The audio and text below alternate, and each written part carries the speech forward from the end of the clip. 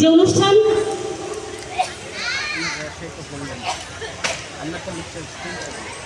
অনুরোধ জানাবো আমাদের আজকের অনুষ্ঠানের প্রধান অতিথি ধুলু ভাইকে জানাবো যে তার বক্তব্য বলার জন্য আমাদের হাতে কোনো উদ্দেশ্য।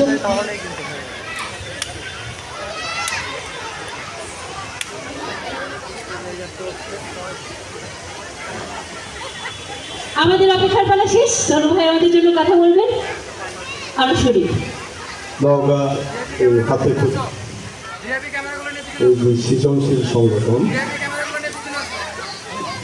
যারা দীর্ঘদিন ধরে এই শিশুদের বেসিক যে জিনিসগুলো সাংস্কৃতিক অঙ্গনে এই জিনিসগুলো দীর্ঘদিন ধরে যারা নিরলসভাবে চেষ্টা করে নওগাঁয় শত শত শিল্পীর জন্ম দিয়েছে।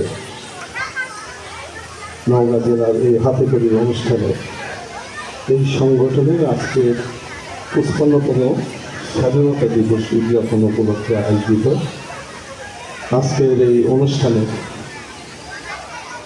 সম্মানিত সভাপতি, আজকের এই অনুষ্ঠানের বিশেষ অতিথিবৃন্দ, আমন্ত্রিত অতিথিবৃন্দ,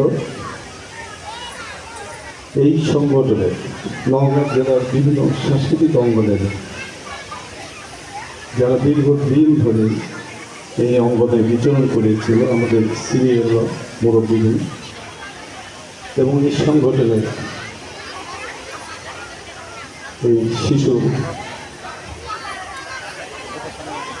এই ছাত্রছাত্রীবৃন্দ, অভিভাবকবৃন্দ, সবাইকে আজকে এই অনুষ্ঠানে এখানে এসে এই অনুষ্ঠান সফল করার জন্য আমার পক্ষ থেকে সবাইকে ধন্যবাদ এবং অভিনন্দন জানাই। এই নওগাঁ জেলা একটি সাংস্কৃতিক সমৃদ্ধ জেলা। আপনারা ইতিমধ্যেই শুনেছেন, আমাদের বক্তাগুলো বলে গেলেন, কিন্তু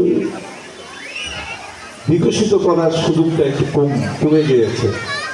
একসময় নওগাঁ এই উত্তরবঙ্গের সবচেয়ে প্রসিদ্ধ সাংস্কৃতিক অঙ্গন ছিল নওগাঁ জেলা।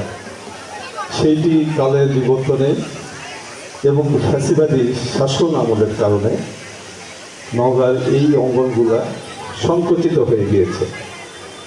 আমরা এই অঙ্গনগুলিকে আবার প্রসারিত করতে চাই।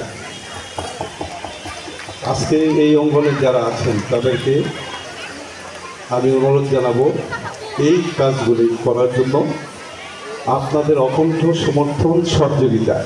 তাহলে ইনশাল্লাহ আমরা আবারও পূর্বের সেই নওগাঁ জেলাকে আবার সেই জায়গায় নিয়ে যেতে পারবো বলে আমার বিশ্বাস।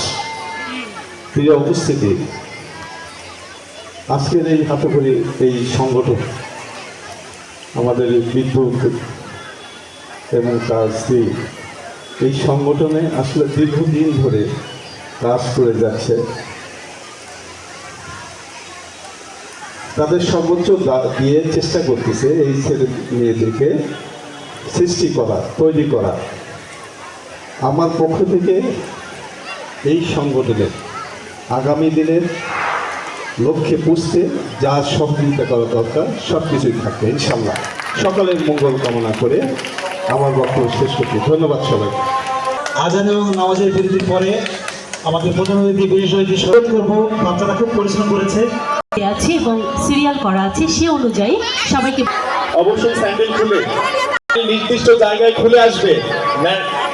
নির্দিষ্ট